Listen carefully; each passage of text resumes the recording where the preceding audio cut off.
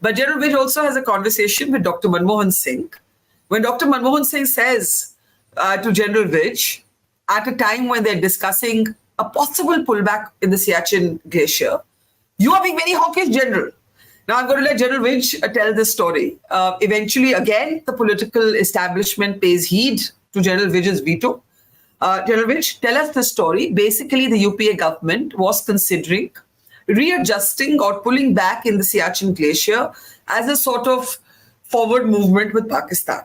And you absolutely put your foot down. And Prime Minister Manmohan Singh, Prime Minister at the time, said to you, you're being very hawkish, General. Now I'll let you tell the rest of the story. Yeah. After we told the new government, they had just come in, that it'll be a big mistake to agree to the Pakistani proposal to move back by the same distance as them. Because our suggestion was that if you have to do that, move back in terms of time. What takes us 2 days to cover will take them 2 hours to cover. So it was, in no way it was acceptable. So, and then another thing, that if you ask us then to retake Siachen Glacier, it will not be possible. No army will be able to do it. So we don't agree with it. Then he said, General, you are being very hawkish. You're just not giving a chance to peace. So I said, look, I cannot do it because we are professionals and it is our duty to tell you the truth. The truth is that when, which I have said earlier also, that when the Indian Prime Minister was visiting Lahore, the Pakistani troops were moving into Kargil and you were all talking of peace at that time.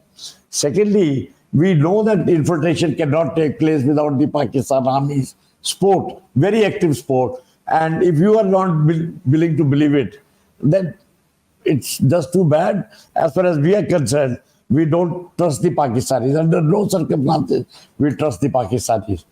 Then when he heard the reply, which was totally at odds with him, he was a thorough gentleman. And I had the good fortune of serving with him for many years later also, because I moved into the disaster management side while they were in the government. He said, then how do we think over it further? I said, sir, there's a room available next door. And I took him to the DGMO's room with his entire CCS friends. That you can discuss it here. And after you have made up your mind, you can tell us what you think. They came out after about 20-30 minutes, came to the ops room, sat down, and they said, General, well, I think, thank you very much. We agree with your thought process, and we will, for the time being. Not time being, I don't think he mentioned, but we will drop this idea now. So that's how it went. Yes, but I was really surprised to hear General Dr. Manmohan Singh using the word hawkish. I didn't think that he will be so strong in his expression, because he was not built that way.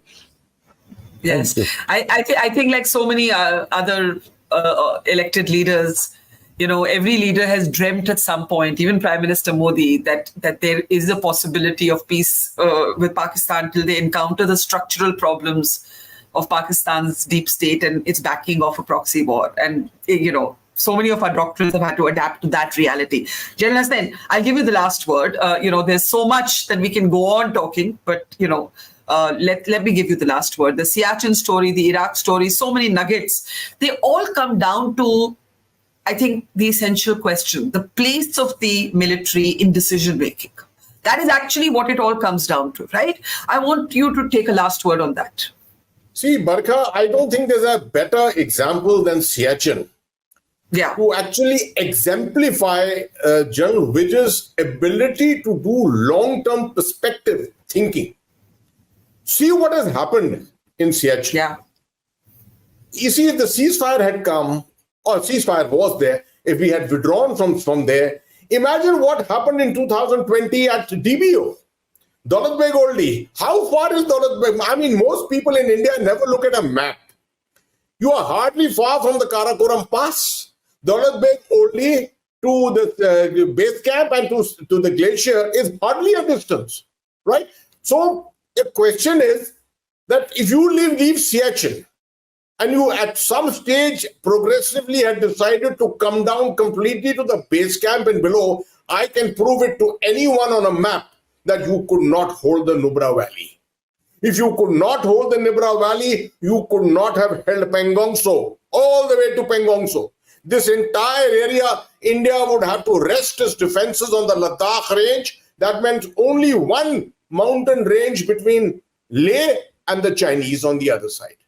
It's that deep that the decision of General Witch was really. And it takes ground knowledge, it needs map knowledge to deeply understand this. I once again say, General Witch, in fact, I'm one of those people who went up to him many years ago after I retired, and I told him, sir, you do not understand your own decision making. You have not actually, no one has projected that what you did in those 6 years from 99 as GGMO, Vice Chief, those 6 years, what you did, not many people in this country could have ever done. Not many chiefs have ever done since then or even before that. And therefore, at the end of the day, I just wish to salute General Witch. I had never served with him personally, except when he was chief. I was in the MS branch. Otherwise, thereafter, I have developed a very close rapport with him, and I just keep marveling at the manner in which he could take his decisions at that time.